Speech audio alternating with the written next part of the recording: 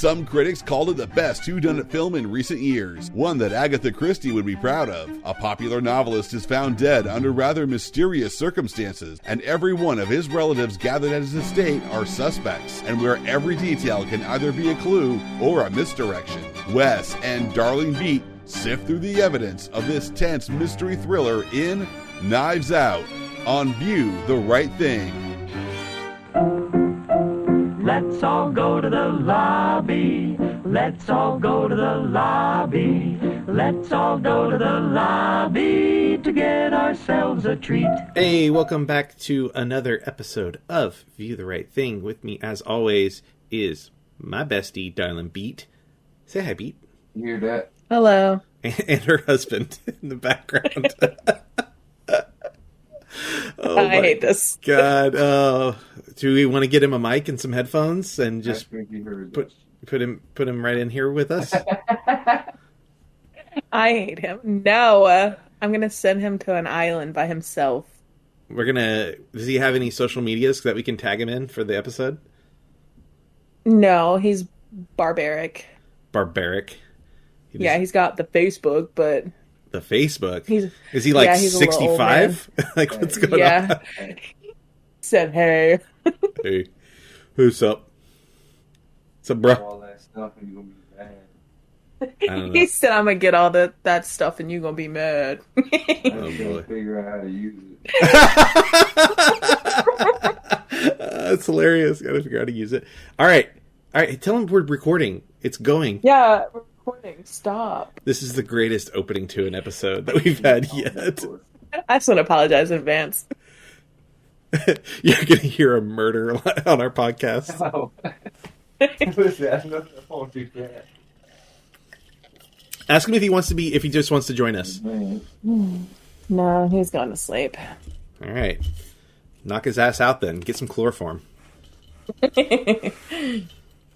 Okay, so welcome, people. Welcome to the chaos that is this podcast right now. We're going to start mixing some things up a little bit with the old podcasteroo, with the incoming new style of episodes every other week starting in February. So we're going to, besides having another co-host, we are going to reserve the trailer discussion for the theatrical release episodes. So I'm sorry, Beat, I'm taking that away from you. I'm taking away your opportunity to say, no, I haven't seen any trailers. Say you're not taking away much. Yeah, I know. The listeners will be heartbroken. You're a very mean man. So how are you, Beat? I'm good. How about you? I'm all right. I'm curious if you have any pending homes to go look at from your new realtor. Do you have any open houses to go check out? No, unfortunately, I haven't even sent her a list of my requirements yet. So. Oh boy. Well, cool. Yeah, I'm a very non-procrastinating person. I don't know what you're talking about. Well, I think we're going to jump straight into it. The byproduct of this, skipping some of our preamble, will be probably shorter episodes. I don't know if that's a good thing or a bad thing, but we'll find out. Are you good to start talking about this movie that you have never seen before? Okay, so let's give. Oh, there's a really, really short description. Should we do should I do a little bit longer one, or should I do the really short one? Maybe a little bit longer. Okay. When renowned crime novelist Harlan Thrombey is found dead at his estate just after his 85th birthday, the inquisitive and debonair detective Benoit Blanc is mysteriously enlisted to investigate. From Harlan's dysfunctional family to his devoted staff, Blanc sifts through a web of red herrings and self-serving lies to uncover the truth behind Harlan's untimely death. Bum, bum, bum. So, right at the top, I'm just going to say, and I don't normally say this because the presumption is you listeners have already seen this movie. If you have not seen this movie yet, you need to watch this first. We will be just delving into spoilers pretty much immediately is my guess. So make sure you've seen this. You do not want this one spoiled because it is a whodunit of sorts. So as always, Beat, let me ask you, did you enjoy this movie? I did. I am a sucker for murder mysteries, and I love the game Clue, and this was just giving Clue. Yeah. Mm-hmm. Well, they I really did enjoy it. They mentioned that at one point in the movie. They live. Their house is the house is a giant clue board or something like that. So because you loved it so much, surely you took a million notes. I wouldn't say that. See, I put the pressure on you because I knew the answer already. You're welcome. I took a modicum of note. Yeah. Well, I think so. The first thing to talk about, one of the reasons why I really like this movie is the director, Rian Johnson. So a lot of people know Rian Johnson from doing Star Wars, The Last Jedi, which is, when it came out, like, hated, just absolutely reviled. And then now, in hindsight, people are liking it more.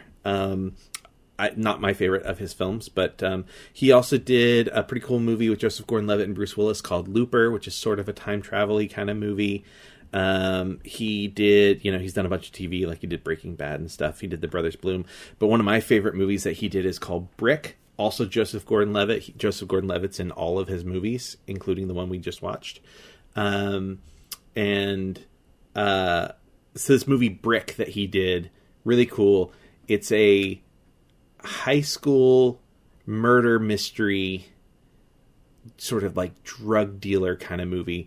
And it's, the lead character is also in high school, but he's essentially the detective in the story. And the whole thing is done, in sort of a film noir style, like old school detective, like 1930s detective style.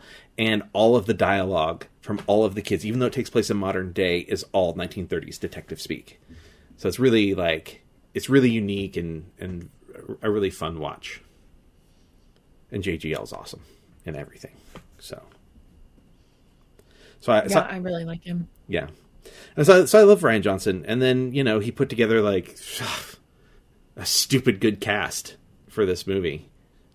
So it's I want to say I recognized almost everybody. Yeah. Well, and it's interesting that, so he did Last Jedi, and he had wanted to write sort of a murder mystery for a long time. He's a big Agatha Christie fan. And so he spent about 10 years kind of like with this in his brain. And so he had this time after The Last Jedi, and he was like, if I'm ever going to do it, I'm going to do it now, and I'm going to force myself to get it done by October. And he's like, I don't know if I'll ever get it done. And he forced himself to do it. He did it. And then just like the stars kind of aligned for them. When he wrote the part of Benoit Blanc, he had Daniel Craig in mind, but was like, I'm never going to get Daniel Craig. And part of that was because Daniel Craig had this big contract with MGM for James Bond. And so he's like, oh yes, this will never happen. And then they pushed back the shooting of the new James Bond movie. They delayed the start date, and they were like, oh, we have this like really short period of time. So he went and had lunch with Daniel Craig or whatever, and was like, hey, this is the deal. This is the character. And Daniel Craig was like, because he's always sort of this serious role for him is what he normally plays. And this was going to allow him to be kind of silly and fun. Because I guess that's just kind of who he is in real life. And so he was like, yeah, I'm in. And then, Chris Evans, they wanted Chris Evans to be in the movie, and he had just been doing, a crazy amount of Marvel movies and stuff, and was like, I need a break from acting. And they're like, look, we're going to spend a few months doing this, and we're going to shoot it in Boston. And he's a Boston guy. And he was like, okay, you're doing it in Boston, I'm in. So he jumped on. Yeah. Yeah, and so it was just like, they just the pieces just kind of fell into place, and they picked up Michael Shannon, who's apparently was the funniest person on set. They had Anna de Armas, who they cast as essentially an unknown. She hadn't really been in much. Jamie Lee Curtis, who's awesome.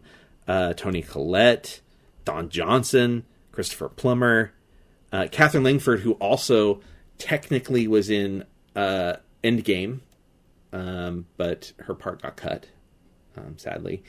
Jaden Martell from It. Like, this is just a really, Ricky Lindholm has a small part. Edie Patterson, who's from like Righteous Gemstones and a bunch of other things. She's awesome. So yeah, it's like a stellar cast of stellar actors. The stellar of the stellar, right? Yeah, everybody was pretty, I think everybody was pretty well known. Yeah.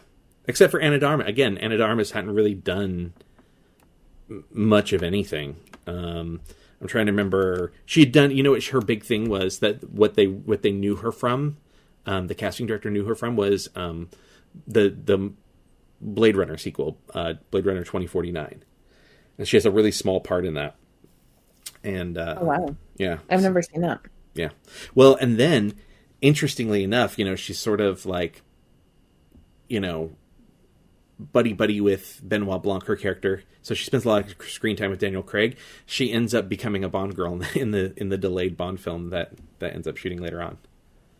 Oh my goodness! Yeah. I say, well, she's beautiful. Mm-hmm. It's absolutely stunning. Well, she's in that new Marilyn Monroe movie that's on Netflix. That's very controversial.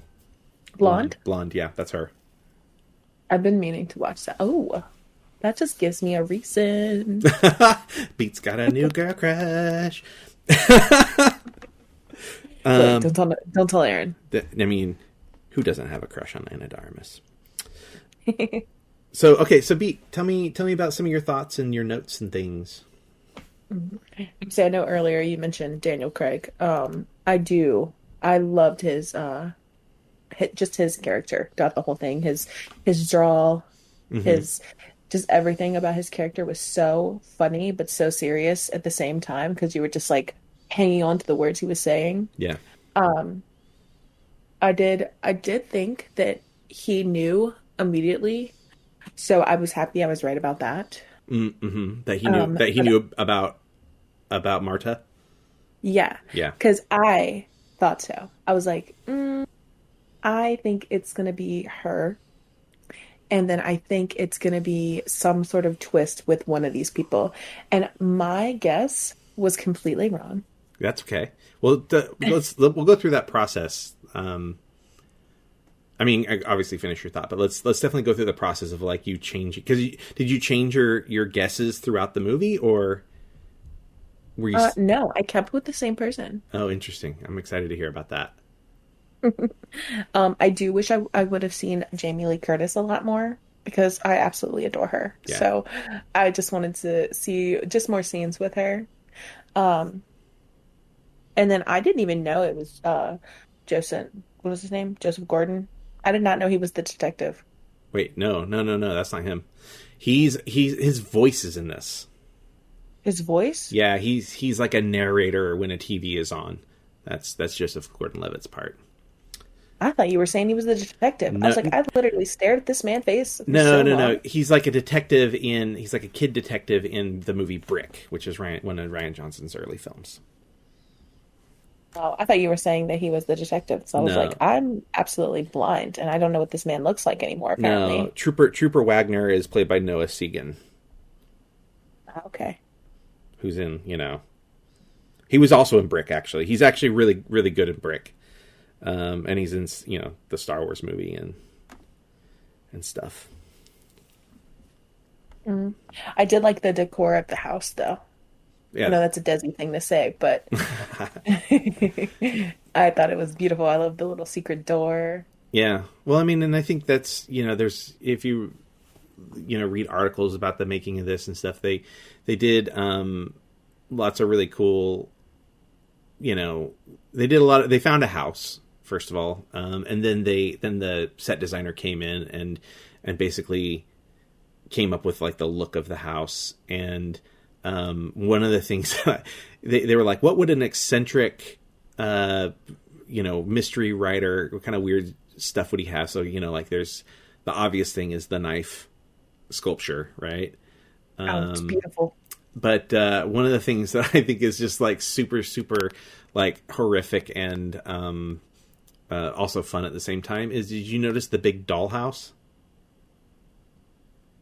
No. So in the scene, you can really see it in the scene where the will is being read.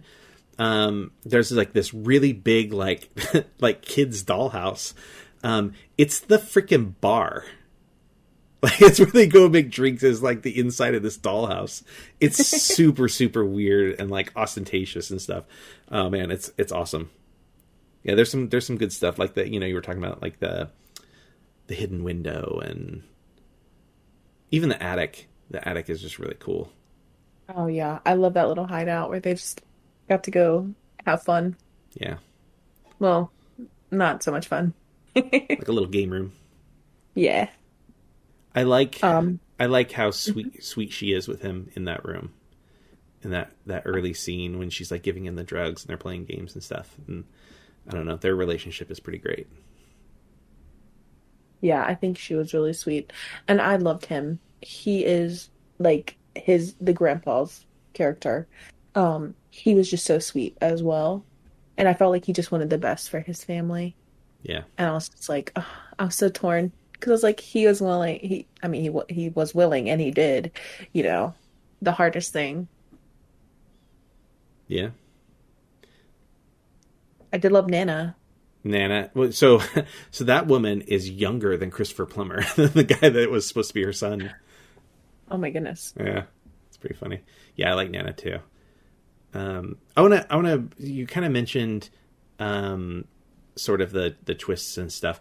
I want to say one thing I didn't like about this movie, and I love it 99% of the way, but there's this one thing that kind of stuck out to me when I was watching it. I saw this opening weekend in the theater, because again, Rian Johnson, I'm just a big fan, and this one thing stuck out to me almost immediately, and pretty early in the movie,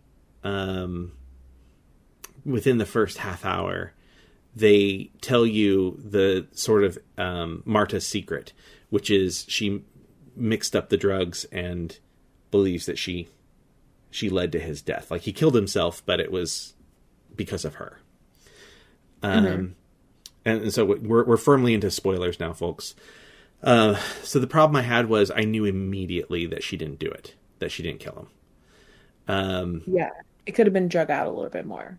Well, yeah, I mean, it's like they just like I felt like they showed their hand too quickly that like, look, we know this is a murder mystery and it's a whodunit. So if you tell us who the killer is in the first 30 minutes, we know they're not really the killer. Like, there is no murder mystery anymore. There's no whodunit. So it's like, I don't know. That's the one thing that I wish they hadn't done.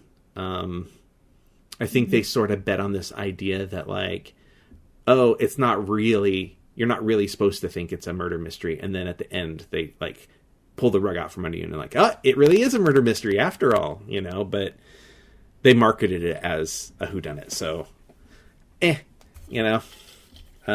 other than that, I freaking love this movie. Yeah, I think I agree with you with that. Like, maybe they could have done some like some sweet moments, and then maybe like a shot of the blood on her shoe, just to kind of like throw you off, like the sweet moment, and then why is there blood on her shoe? Yeah, I don't know. And then that, kind of keeps it going a little bit longer. Like, who did it? Yeah.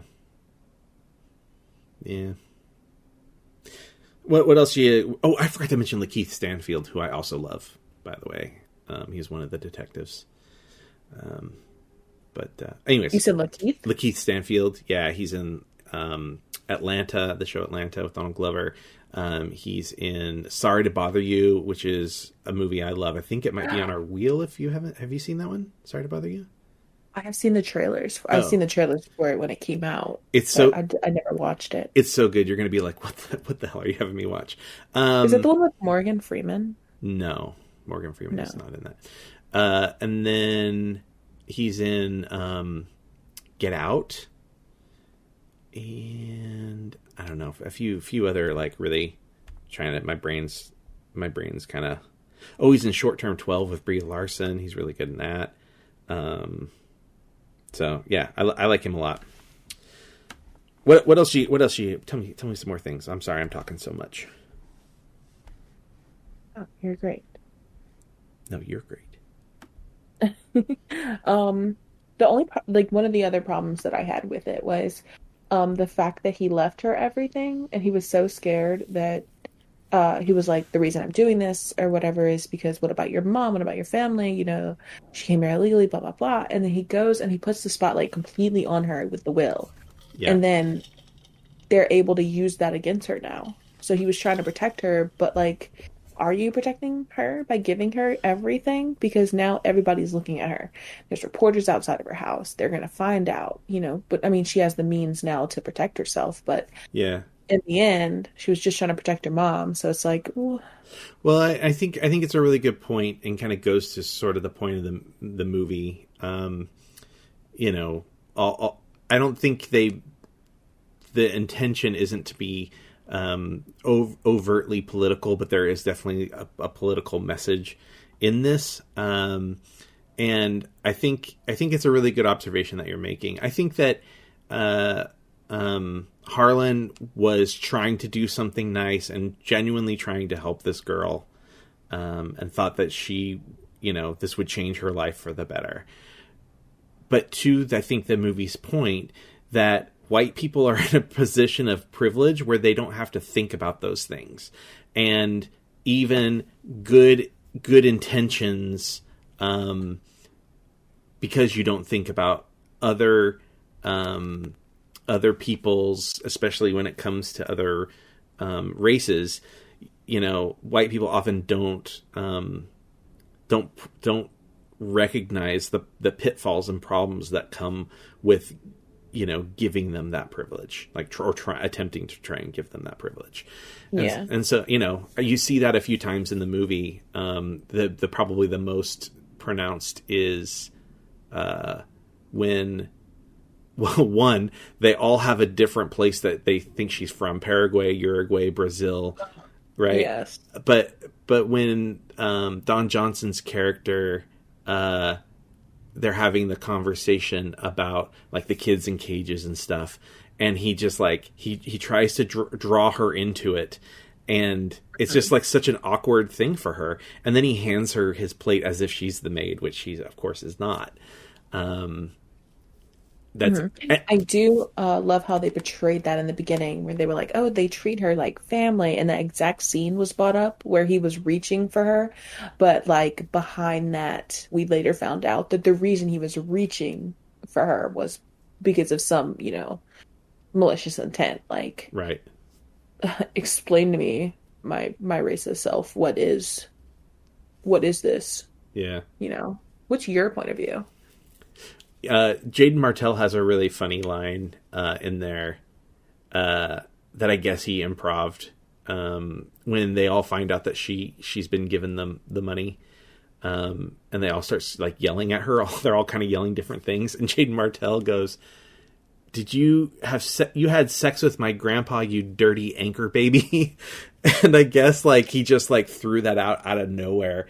And Michael Shannon told Rian Johnson, he was like, "Hey, Jaden had this killer line. You got to go back and pick it up, make sure it gets heard." So, yeah, his character was hilarious. I wish he had had a little bit more screen time. Mm-hmm. Yeah, I think he would have like killed it. Just any screen time he would have gotten. Yeah, he was very. I don't know. I focused on him and the girl. What's her name? The daughter, Meg, of Jody, Meg. Yeah. Well, I focused on them. I liked them. And that was maybe another moment of sort of like highlighting the like classism and sort of the privilege, is that even Meg, who's supposed to be her friend, uses the fact that Marta is an immigrant against her. They weaponize that and use that against her. And which is complete bullshit. Like, I get pressure family pressure around you. But like, if he was actually your friend, it's not that hard to be like, oh, I don't know. Well, again, it goes, just not to harp so much on the white privilege thing, but, that is a big key takeaway from this is like sort of acknowledging that privilege, and like kind of shining a light on it. And what happens to all of them, is it's threatened. They're threatened by having that privilege taken away from them. And the moment that Meg realizes this thing that she can count on, that she doesn't even think twice about, the money just comes. Her school just gets paid. The moment that's like being threatened to be taken away, she gets really, really defensive. And that happens a lot with white people. That happens with people getting jobs and stuff. It's like, well, for hundreds of years, white males have been the top of the food chain at companies for jobs. And, when, affirmative action, or equal pay, when those conversations come up, like fragile white dudes, middle-aged white dudes get really, really defensive and to some extent angry about, progress being made, because it threatens what they see as like their right or their way of life. And I think that's, I think I'd read a thing with Jamie Lee Curtis where she talked about sort of identifying with her character in this, because that theme in another way is explored with her character, where she's like, well, I'm the only one who really pulled them up from their bootstraps and made something out of nothing. Right. Mm-hmm. Like she's very sort of protective of that idea and that legacy. And the truth is that we find out that she didn't make it from nothing. It's like Donald Trump, she was given $1 million loan by her daddy, and that's how she was able to start this company. It's not like she started out of somebody's garage, Yeah. And she was defensive of Walt. Oh, for that sure. That was hilarious. Yeah. It's like he hands him 2 books a month. Yeah. All right. What else do you have for me? Let's check. My favorite line in the entire movie was "eat shit." Eat shit. So that was originally eat shit. So there's 2 things about that. One is that it was originally "fuck you," and Rian Johnson really wanted this movie to be PG-13, so they changed it to "eat shit." You can say shit a lot more than you can say fuck, and there are certain scenarios in which the F word can be uttered as well. If it's just like a general exclamation, that's one thing, but if you're referring to it in a sexual way, then it's a whole other thing, and you get less of those. So to try and make sure it stayed in the PG-13 realm, they changed it to "eat shit." The other thing about that moment is I love Michael Shannon going, "I will not eat one iota of shit." Which I think is like just a really just a perfect line for that character. It was the best comeback. Yeah. I will not. I did enjoy her scheming, because I was so scared she was going to get caught, and I was so scared that she was going to puke or something, with the tape and the piece that fell off when she was climbing up, and she's just like trying to cover her tracks. Just the most anxiety a person could have. I can just imagine. Yeah. Well, how genius is the puking thing too? Like, it's so random. Well, and it's like you creating a character and putting them in an impossible situation, and when they're trying to hide a secret or many secrets, like the most impossible situation is the inability to lie. And it's just, people talk about tells, like you watch these body language videos on YouTube, or they bring body language experts in on the news or whatever, and it's so just like full of BS. And but you know, it's not like she blinks too many times or looks away too many times. It's like she has this very visceral, obvious thing that you can't hide. Yeah, it's not like she's scratching her nose or like Yeah. touching her collar. Yeah. No, she just projectile vomits. Yeah, Which is nice to whoever she's lying to. Yeah. Other than that, I don't have any more notes. Don't have any more notes. Let me see if I have some thoughts or some other things in my little section here.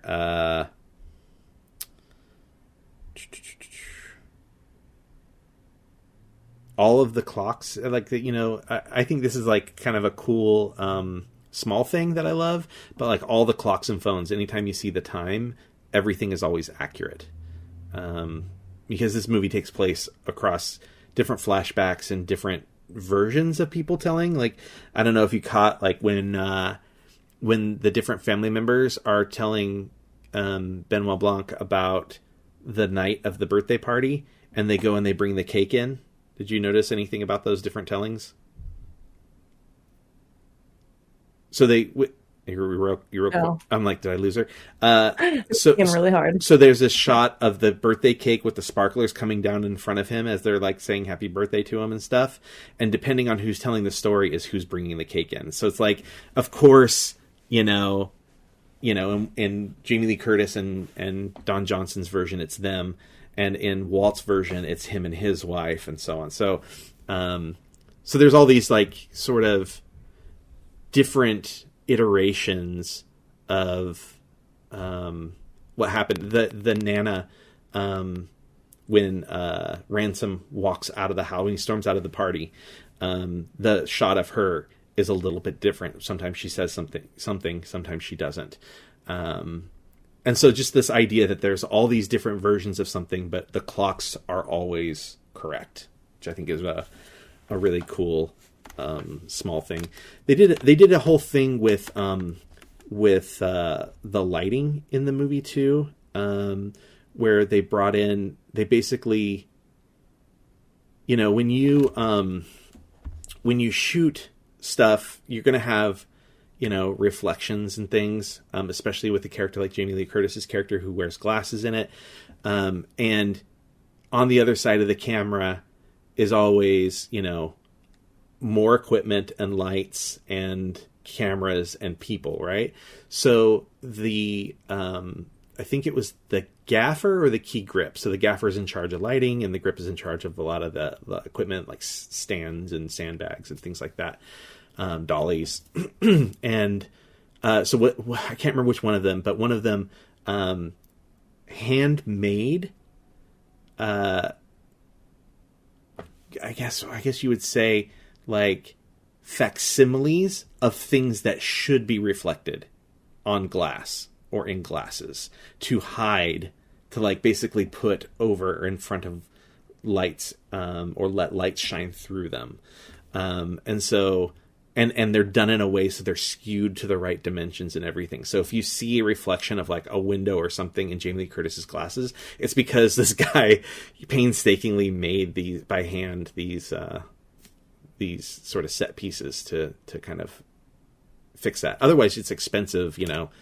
Imagine having to have some digital team go in and fix it. So it's a nightmare. So, you know, I love the attention to detail. Yeah, just so cool. All these little things that they did for this movie are just, I don't know, just it blows my mind and makes me so freaking happy that movies like this are still made, you know. Yeah, it's nice. I like how in every picture it was different. Like you were saying. Yeah. Like they were trying to paint themselves in a better light. Yeah. Next to him. And how they remembered it. Yep. I don't know. Do you ever see any of Chris Evans' like posts, his like Instagram posts or anything? No. Well, you know, so he's a big dog guy. Like he's just, you know, if you couldn't love Chris Evans more, he's like there's a really great video of him like trying to answer questions, like do an interview, but there's puppies on the floor, so he's sitting on the floor playing with puppies while he's trying to answer questions. I mean, like it's impossible to like that guy more. And so he's a really big dog guy, and so he bought his dog. So there's a really good photo of him. He bought his dog a matching sweater from the sweater from this film that he wears, which I think is like really kind of cute too.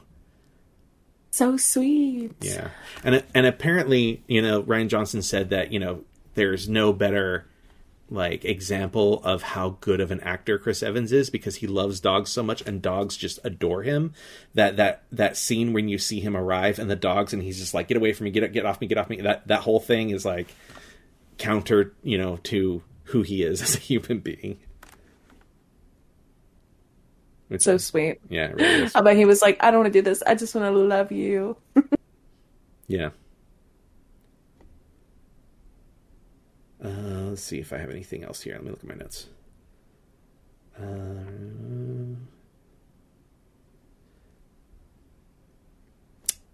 I like the piano when he's hitting the piano keys to get the attention of the detectives, like sort of like every time they sort of go off track or something that they should ask more questions about, he hits that piano note, which I think is a nice little small thing. It feels very Poirot, you know, like very Hercule Poirot.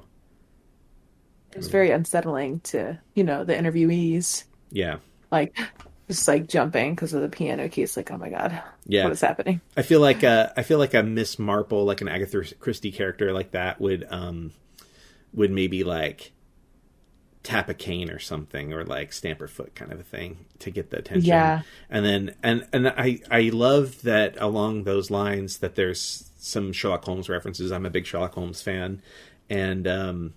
And I like that, you know, he refers to Marta as Watson, and the game is afoot. Mm-hmm. He says the game is afoot, which is also something I love. I did like when Walt went to go question Marta about what she was going to do with the money. Just like the ominous, like, we didn't know whether he was going to be aggressive, like verbally or physically. And like every time, like it would cut through the cane on the ground, just slamming, it was getting loud, like not louder, but like it was just loud. I was just like, ooh. Yeah. I feel so frightened. This is kind of cool. Rian Johnson kept the actors in the dark about stuff that their characters want to know. So they didn't necessarily know how the movie was gonna shake out. Like that. Yeah. Well, I don't know if I have much else to tell you about this one. Well, I have a question. Yeah, go for it. When you first seen the movie, Yeah. who did you think did it? I think back to the first time, I had kind of clued in on Chris Evans, but not because of the story. So I have a problem for some movies like this. Like a lot, like for the most part, I can just kind of turn my brain off and just kind of go along for the ride and enjoy it. But there's a pretty common trope in Hollywood where they like to make the person like the good boy. They like to make that kind of actor be really a bad guy in the end. Like you can ask Nick about it if he's ever on the podcast. I mean, he will be on the podcast again at some point, but they do that with him. So it's like, I know if I'm going to go see a Nick Eversman movie, there's a good chance that his character is going to have a turn at some point because he looks, you know, so sweet and handsome and stuff, right? And we had just spent so much time seeing Chris Evans be like America's Boy Scout that so thematically, like, it's kind of like me recognizing while I'm watching the movie that if they tell us that Marta killed him, then she couldn't have really killed him if they tell us that early. Did I say Marla? I meant Marta. So for that, in that same like filmmaking perspective, I kind of picked up on Chris Evans pretty early. I think I a little piece of me sort of suspected the little neo-Nazi kid. And also maybe Walt. Like a little part of me suspected both of them. But I was pretty happy with my idea that it was probably going to be Chris Evans. They did a good job though of like making him seem sympathetic when he rescues Marta and then takes her out for the meal and then sits through her story and stuff. So I think they did a good job with that. So for anybody who wasn't sure or maybe suspected him, I could see that being plausible to throw them off. Yeah, I did. I fell for it. Yeah. So wait, who did you think did it? Okay. So, process was, okay. I was like, he likes the nurse. I feel like it's going to be the nurse. I was like, she's, she's poor. Not poor, but like poor. Yeah. Regular poor. So I was like, it's either gonna be her or like a random staff member, something crazy. Yeah. And then I was like, I feel like maybe it was Meg. And I don't like whether she found out that, her mom was embezzling the money from him and she found out that she was getting cut off. So she wanted to stop that from happening. So I did find that because she wasn't there a lot, but she was there a lot. Sure. You know what I mean? Yeah. They never painted her in a mean way. They painted her as in just like a girl going out. And so I was like, maybe she was just impulsive and scared she was going to get this, privilege taken away from her, the life that she was used to. Yeah. So that's where I was. Dead wrong. Yeah. Well, they did a pretty good job too of sort of going, you don't really know where anybody is when the murder happens. Like, they reveal to us some of the circumstances of like Marta leaving and coming back. And then of course Ransom sort of doing the same thing, which sort of shows, he was a researcher for his grandfather and they had similar ideas, right? Like, Harlan told Marta to drive just past the elephant thing, park off to the side, come back to the house, sneak in through the window. And that's exactly what Ransom did. So I like that they showed that. But outside of knowing those things that we get revealed, and we don't get them revealed all at the same time, of course, you don't truly know where anyone is at any given, or when the murder happens. Like, that the little alt-right kid and his father are out on the front porch when Marla leaves, but not necessarily when he's killed himself. I keep saying the murder, but we get Meg comes home in her car late at night, but we don't really know. That's who's. Yeah, she could have parked off inside. Yeah, when Jamie Lee Curtis, her husband was asleep. How do we know she was actually in bed tossing and turning? She could have been up out of bed, right? So they've done a pretty good job of sort of nobody actually saw anything. Everything is sort of like somebody heard something. I heard the dogs barking. I heard somebody go up the stairs. I heard a thud in the room above, but never anybody with the exception of before it happens, them seeing Marta. But as we know, that can be fudged. All right. Any other notes? I have no notes. No notes. Oh, Frank Oz was in this movie. Freaking the lawyer who comes and reads the will. That's Frank Oz, I think. And who is that? Okay, Beat. You're breaking my heart here. So first of all, Frank Oz is a director, a writer, and a performer. So I'll tell you probably the two most famous characters he's played. Okay. Fozzie Bear, and Yoda. Oh, you're gonna hate me. You don't like the Muppets and you've never seen a Star Wars, I know.